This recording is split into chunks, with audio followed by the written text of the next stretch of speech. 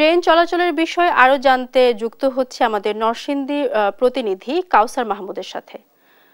কাউসার, train চলাচলের সর্বশেষ পরিস্থিতি কি? কোন কোন রুটে আসলে ট্রেন ছেড়ে গেছে কমলাপুর থেকে, আমাদেরকে জানাবেন। জি মার্জানা, আপনি যেমনটা বলছিলেন, রেলওয়ের রানিং স্টাফদের কর্মবিরতির দুর্ভোগের প্রভাব কিন্তু নরসিংদীতেও পড়েছিল।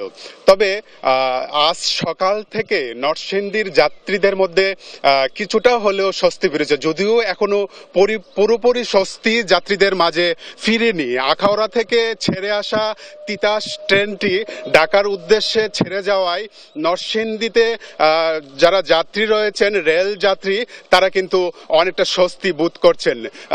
এর পাশাপাশি এখনো যাত্রীরা যারা আসছে তাদের মধ্যে যে কর্মবিরতি প্রত্যাহারের যে ঘোষণাটি সেটি পুরোপুরি ছড়িয়ে পড়েনি। সেটি যদি পুরোপুরি ছড়িয়ে পড়ে তাহলে নরসিংদীর যাত্রীরা যে ভোগান্তি ভোগ করছিল সে ভোগান্তি থেকে রেহাই পাবে।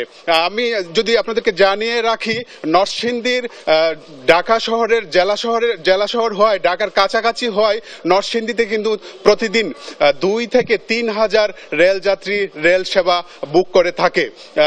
2 থেকে 3 হাজার যাত্রী একদিনের ব্যবধানে যে দুর্ভোগ পোহাতে হয়েছে, তারা সড়ক পথ ব্যবহার করার কারণে বাড়তি ভাড়া, যে রেল দিয়ে তারা ঢাকা পৌঁছাতে পারে 40 মিনিট থেকে 1 ঘন্টায়, সেই রেল সেবা ব্যাহত হওয়ার কারণে সড়ক পথ ব্যবহার করতে গিয়ে তারা যেমন ভাড়ার দ্বিগুণ গুনতে হচ্ছে, পাশাপাশি 4 থেকে 5 ঘন্টা ব্যবহার করতে হয়েছে সড়ক পথে যেতে, ঢাকা যেতে।